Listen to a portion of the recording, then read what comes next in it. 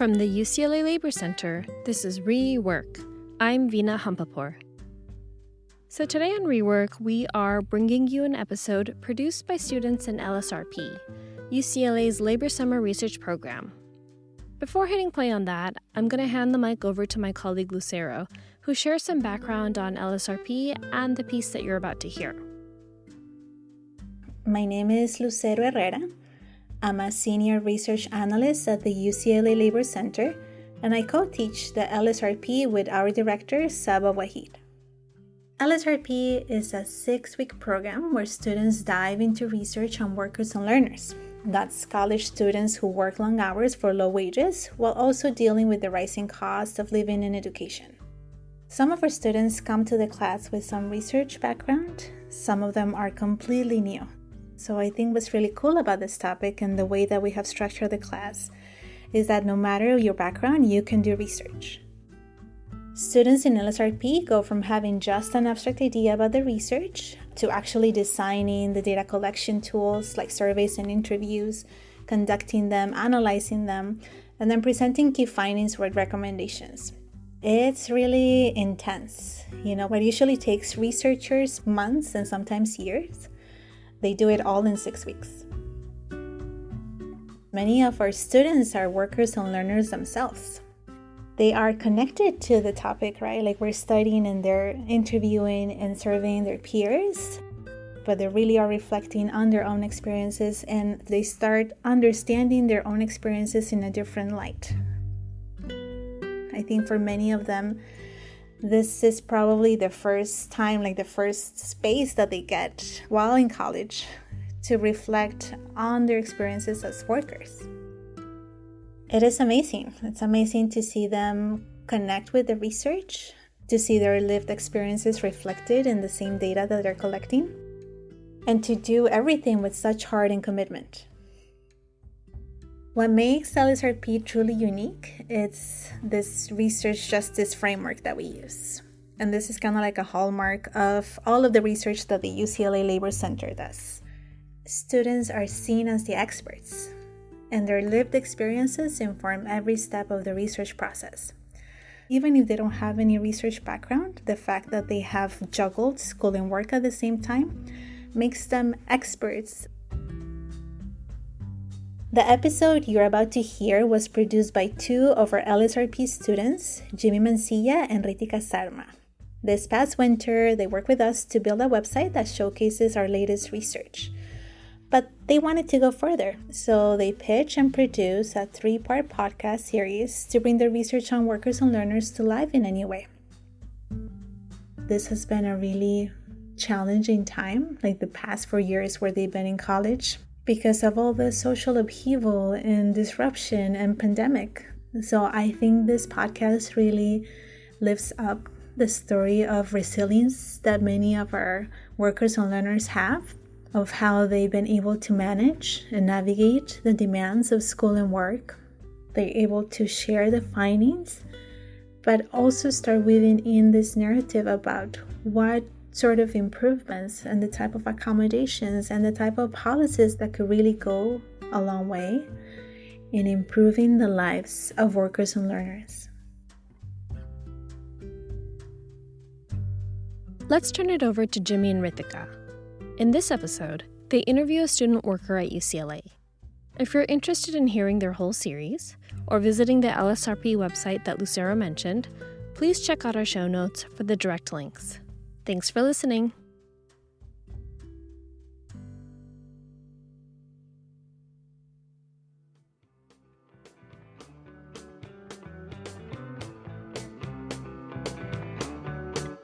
Welcome back to the second episode of our special podcast series on the realities of being a student worker. If you haven't listened to our first episode, where Ritika and I broke down some of the key findings from our research, definitely check that out. Today, we're diving deeper into one student's experience, one that reflects the challenges, sacrifices, and resilience that define the lives of so many working students. We're joined today by a fellow UCLA student worker who has a compelling story about balancing work and school. We're excited to hear their perspective. Thank you so much for being here. To start off, can you tell our listeners a bit about yourself, like your major, the kind of work you do, and how many hours you usually work in a given week? Hi, so my name is Claribel. I am a current fourth year, so a senior at UCLA. I'm a geography and environmental studies major with a minor in GIS, which is pretty much just geographic information systems, meaning I pretty much just make maps. I would say that at UCLA, I mainly just focus on my coursework. I also am employed by UCLA, and I am the director for UCLA esports as well. I'd say on average per week, I work anywhere at a minimum, I'd say 15 hours. But on average, and my more typical weeks is anywhere from 18 to 21. I'd say it was more at the beginning of 2025 in January, but there have been some cutoffs recently, so I've been working a little bit less, so around 18 to 21 instead of around 25, which is what I would do before. Thank you. Your schedule sounds brutal, but you're not alone. Our research found that nearly half of student workers clock in over 20 hours a week while juggling full-time coursework. How do you personally manage that balance? I would say I'm pretty terrible at managing it. I'm taking 4 classes this quarter, which is kind of a lot, especially for a senior, because I should be like almost done with all my requirements. But when I picked up this minor, the department I'm under doesn't always have classes available. So there was only select times that I could take it. And the coursework has been really heavy this quarter, so I've been struggling. I'm turning in assignments pretty late. And on top of that, because a lot of my assignments require me to be at home and working at a computer, it's kind of hard to do on the go. So I think especially like having a job makes it pretty difficult, just in the sense that I wouldn't say I like live super far from work. Like I know people commute, but for a student job, like the 20-minute walk is a lot. And it does take up a large part of my day, I'd say, having to get up, wake up, go to work, get ready. And then if I wanted to go to class, I'd still have to like change out of my work clothes as well. It like does add up. Even just like not being able to do work while I'm at work kind of also sucks, like homework and stuff. I know some people can study, but because I need like my PC to run certain software, it becomes even more difficult. And it's hard to focus, especially. So I'd say that I'm not the best at time management. I try like whenever I'm just home to just like do it. So like today's the first day off I've had this whole week, and it's the only day I really have off aside from the weekend. But the weekends I usually have other commitments, such as like family commitments. So I can't really bank on being able to do my homework on weekends. So I try to do them as much as possible on the weekdays. But my schedule on weekdays is like pretty much I wake up, I have class from 10 to 2, and then sometimes I'll just use the time after to do homework. And then on the days where I don't have class, I usually work anywhere from 6 to 9 to 12 hours, depending on like what the day's filled with. And on some other days, I have class 10 to 2, and then I have work 3 to 6. So it's kind of just like my whole day is out and doing stuff. And on top of that, like I still have to make food, I still have to shower, I still have to do other stuff.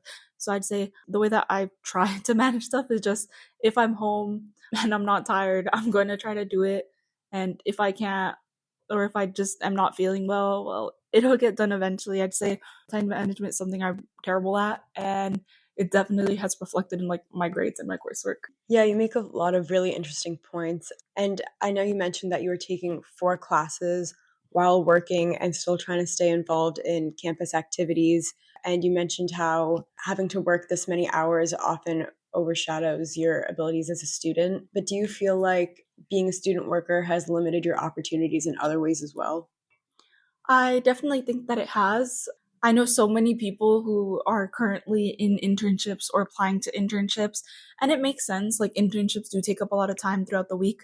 One of my classmates, she's actually part-time GIS. She works under one of the cities in Los Angeles County or something. And I thought that was really cool. But I mean, she doesn't have any other jobs. Like she was able to just have the time to apply and just work at this job. So it's kind of nice. Also, applying to jobs related to my field is pretty difficult if I don't have the experience, and I can't really gain the experience because I do need to be able to work to afford stuff that I would like to buy if I want to go out, etc., because I don't really get financially supported from family or anything. So I have to make up that money on my own. And so I really focus more on just being able to buy stuff now and like afford stuff now rather than having to take extra time to catch up in like my future. So I can't really put the time to apply to as many internships because I'm so busy with my coursework, schoolwork, and my club activities. It's just hard to make up the time. Recently I have been applying and I've been trying to make time for it, But even then, it's my fourth year and I don't have much experience because especially in the summers, I work so many hours. Like in the summer, I'm pretty much full time, along with still taking classes in the summer. So I never really particularly prioritized experience in my industry. I just focused on doing well academically, doing well on my assignments, understanding the content. And now I'm hoping that people will look at the stuff I've done in class and in my academics and take a chance with me. Great. Thank you for that. That's such a great and important point you bring up about missing internships and other related field opportunities. And that brings me to another point. One of our biggest takeaways was that only 26% of student workers found their jobs relevant to their future career paths. And of course, it's a huge issue. Students working out of necessity but not gaining experience in their field. Something that really resonated with me when you were talking earlier was when you mentioned financial independence. You talked about supporting your family and unexpected expenses. Can you share a little bit more about what that's been like? I personally don't come from like the best background. When I came to college, it was kind of like a decision I had to make on my own. And it was really like I knew that I would have to put in the effort and energy to be able to sustain myself, just because it wasn't affordable for my mom to constantly send me money. She's a single parent mom and she's a street vendor, so income is limited. And I do have other siblings and she has other things to take care of. So I knew from the get-go that I should probably get a job when at college. So I tried really hard. I actually didn't get one until pretty late, which is my current job, which was around the end of my first year. And I'd say I really needed this job just to be able to like go out, hang out with people. Any expenses I have or need to make like from week to week, day to day, come from my own account. I'd say I'm very fortunate in the sense that financial aid does cover most of education, covers education and housing for me. So I'm very thankful that I have that opportunity and that I have those resources, because without it, I don't think I'd be able to attend college at all. Needing a job is just that beyond just paying for the education and housing, there's so much more expenses. Like if I needed to buy textbooks, that's coming out of my bank account. If I need to buy new technology, so I bought an iPad last summer because it was useful for taking notes for me, for the way I like to study personally. So I felt like it was something that I did need, and I made sure to account for it when working and how many hours I worked per week.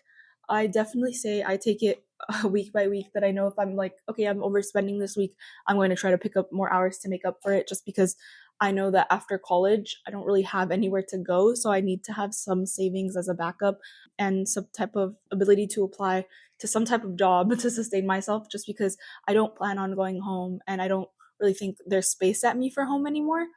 And there's been times where I do have to send money home to family members, like my some siblings, like my parents in Mexico, or family members in Mexico and stuff, that I don't always account for, and I don't know when it's going to happen, but I am more than willing to do when it does happen. So I do try to have savings and try to work as much as possible, just in case of these situations, because I know the money isn't always going to be there. And if I'm able to now and I have the time, I try really hard to work as much as possible, because at the end of the day, it's like I need to sustain myself some way. Mm-hmm.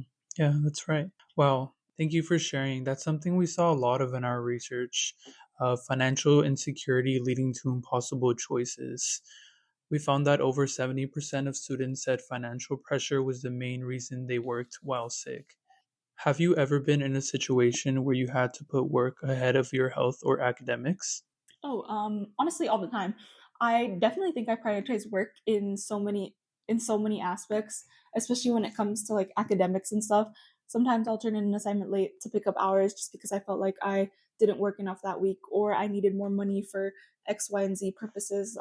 Okay, so last summer in particular, my computer pretty much just completely stopped working. And to be able to complete any of my coursework, the program we use is called ArcGIS Pro, and I needed a working PC. My laptop would not be able to handle it. Even if I tried the remote computers that UCLA has available, it still did not run well, and my laptop kept like turning off. So I really needed to fix the parts, and so in a day I had to be willing to spend nearly $1,000 to replace all the parts in my computer.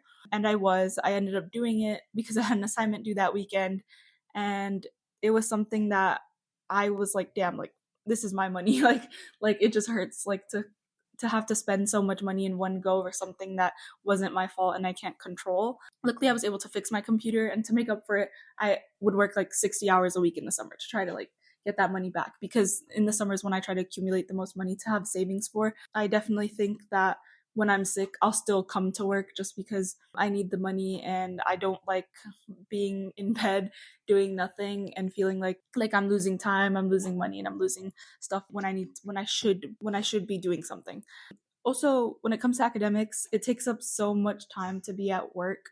I definitely think I miss out on time that I could be using to study, to do my assignments, etc. I know that during finals week at my job, none of my coworkers really want to work because they want to be studying. Even if our job, my job in particular, is pretty relaxed, but I'd say still there's a lot of distractions and you still have to help people a lot. So it becomes difficult to be able to study. So people try to work absolute bare minimum hours, and it just adds to the workload for people because we end up being single staffed, or there's enough resources to really help the students during those times. And especially towards finals week, there's a lot of preparation going for my job because so many students are leaving and coming. So I would say that there's a lack of support when it comes to being a student worker here. They kind of just expect us to deal with the fact that there's going to be more work during a time when we're already so busy. Yeah, that's so frustrating because students or institutions like UCLA often talk about student wellness, but there's such a disconnect. And you talked about all these random expenses or unexpected expenses, like having to replace your laptop. And I know how frustrating that can be because that actually happened to me last quarter as well. So you mentioned at the end of that you feel like there's a lack of support from UCLA and maybe from your employers or professors. Can you elaborate on that a little bit, and maybe the resources that are in place to help that you think have been beneficial or not? I would say in the case when it comes to professors, most of them might be understanding, but in any sense, it has always been like discouraged to ask for extra help when it comes to time management. I'm actually like right now, I'm going to turn an assignment today, probably 5 days late, and I'm going to email my TA apologizing because it was kind of a mix of I didn't have enough time, and two, it was just really difficult, and I didn't ask for help. And I think something that a lot of student workers like myself struggle to do is to reach out. And it's because of when I read the syllabus, he quite literally said that we will not be giving you extensions if the issue seems to be with your own time management. And I definitely think that, yes, I can manage my time better, but it's so hard to manage my time when I already have so much to do. Like, I can only manage my time so much. At some points, like, I get tired and I feel like I really just cannot do this right now. And I think that those kinds of messages of saying like time management isn't really a valid excuse is really frustrating and is unsupportive in so many ways, because so many people have so many circumstances where they have to do more than others, and they have so many other responsibilities because of the backgrounds they come from, who they are, the people in their lives, etc. So I definitely feel like I've been discouraged to ask for help, or extensions, even if I like decided, okay, I'm going to go home this weekend. I don't really need to go home, but I would like to go home to visit a family member or to visit this person, and it's not a valid reason. And most of the time I don't go home, even though I live a 20-minute drive away from UCLA for that reason. I only go home during certain circumstances. And even now, when my grandma's here visiting from Mexico and she's pretty ill, I choose not to go home because I don't feel I have the time to do so, nor do I wish to ask for extra time from other people, and especially like my professors and stuff. I definitely say UCLA, in employing its students in particular, have never really been the most helpful or resourceful for student workers. I would say a perfect example is this January with the fires, where so many people were worried. So many student workers in particularly were told that they have to show up to work or else they'll be fired. Yet there was no information given, no resources given. There was no communication at all, and students were at a loss, and they were being punished for not knowing what to do and for choosing their own health and safety over themselves. So I definitely think that UCLA in general is just failing its students and should do a better job to reach out and to just communicate and see what student workers need, because we're both student and workers, meaning that we have so much more to do. Our job isn't the only thing in this world. Thank you. You bring up some really great points, especially, with all the things you mentioned. this is all exacerbated by financial constraints. And so we actually found that over a quarter of students have seen their financial aid decrease over time, making things even harder. Do you think that universities should be doing more? I definitely think that universities should do more. I know that like some institutions have policies where they cap hours. UCLA is being more strict with how many hours they allow students to work, but I think they fail to realize that a lot of these issues aren't just from them picking up hours because of students being understaffed, but comes from underlying family like other issues such as family, other financial issues, being homeless, etc. So some people have no other option than to work. I definitely do believe that the financial aid departments in so many schools are incredibly unhelpful, and in many cases will reject any types of questions or assistance, just because at the end of the day, like schools, universities are all institutions that are monetized, and that we live in a capitalistic government where things and school education is something where institutions can make money off of. Um, so I definitely think that those resources are very limited, and student workers are people who try their best to do with what they can and try to get a job that is close nearby them, and it's easy to access as well. So I definitely think that more could be done financially, but I would say in my knowledge, I'm not too aware of what institutions could do. Maybe it could just be reaching out or providing financial aid for student workers or scholarships for student workers, just because there's so many, and most people who work in as student workers tend to be people of color from lower income backgrounds who really need the money. And I definitely think that if you have a certain demographic having these jobs, there's a reason why, and we could always just do a better job to help people out. Yeah, you make a lot of really great points on changes needed in institutions like UCLA, which brings me to my next question, which is if you could wave a magic wand and change one thing about the way student work is structured, whether at UCLA or beyond, what would it be? If I could change how student work was structured, I would honestly make it so, well, one, we aren't really paid minimum wage. Just because, yes, UCLA's pay for minimum wage is above the California state minimum wage, but I definitely think that prices, especially in this area, are so much higher. The cost of living is so much higher than in other areas. Like, I know obviously it's uncomparable because USC isn't really a public school at all, but the surrounding areas, things tend to be cheaper because it is like LA. It is downtown LA-ish, I guess, but this is kind of West Hollywood, closer to the Santa Monica area, where things just tend to be so expensive. Food, like if you wanted to go out to dinner, it costs so much more than in other parts of California. Even downtown LA is like insanely expensive, but this part of LA in particular is so expensive. The cost of living, apartments, housing, etc., is really high. A lot of people who work at my job don't actually live with UCLA housing or live on off campus apartments. And it's just showing that people are willing to travel because they have to have more affordable locations to live in.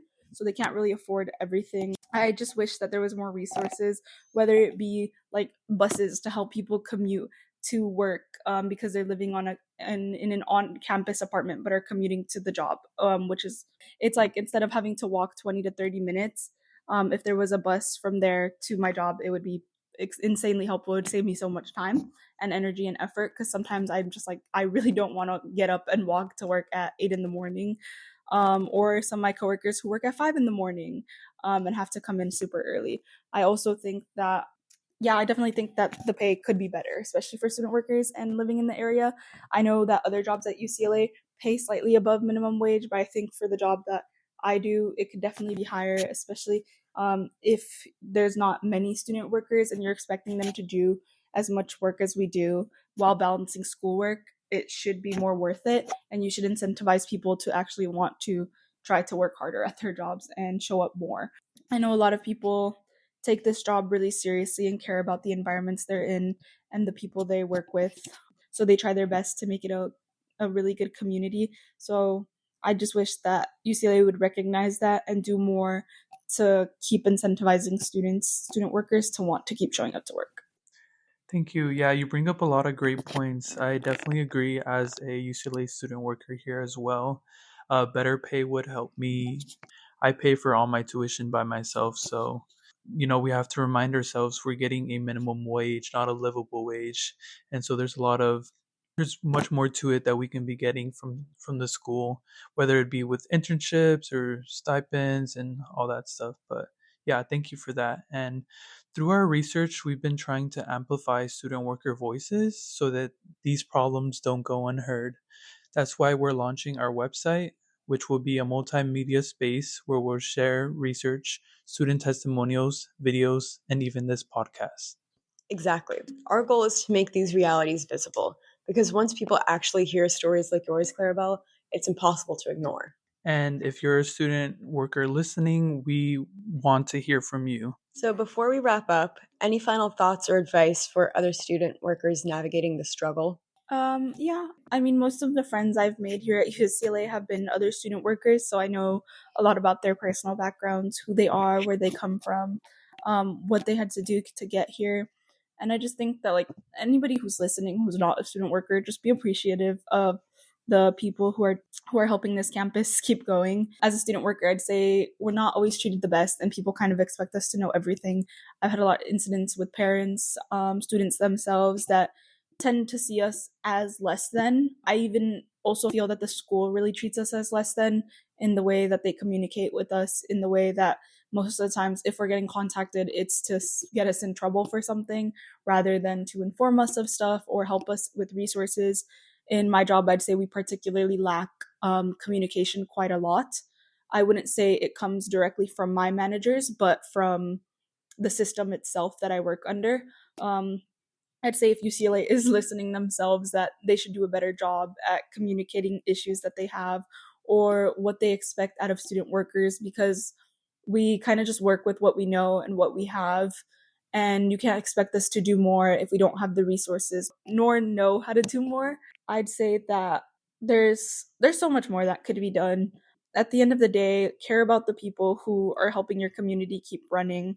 Treat them as what we are, which is people. I know that sometimes we might not be the best at our jobs or we might not get done what you want to get done, but it's really not helpful at all to have so much negativity and so many people just not really talk to us or communicate with us or help us in any way, shape, or form. At the end of the day, most of us have this job because we have to work for ourselves or need the resources. So I definitely think that if you are a student worker, you're not alone. We've all had those moments where people are kind of mean. And so it's just important to just try your best, do what you can, but I guess also prioritize your own health and safety. I think that's something that I'm not the best at, prioritizing myself, my time management, focusing on other things that I enjoy. I work more because I feel I need the resources now and I need to be able to afford things now. And so because of that, I lose out on other opportunities, other stuff in my life. So definitely try your best to manage all that. And hopefully one day there'll be better wages for student workers. I definitely think that student workers should be paid more just because of the campus has the resources and knows what the student workers have to do, especially in the summer when there's more to do. I definitely think that the wage should reflect accordingly. Thank you so much for sharing your story. These conversations are tough, but they're necessary. And to anyone listening, please stay tuned. We have more content coming and we can't wait to share it with you.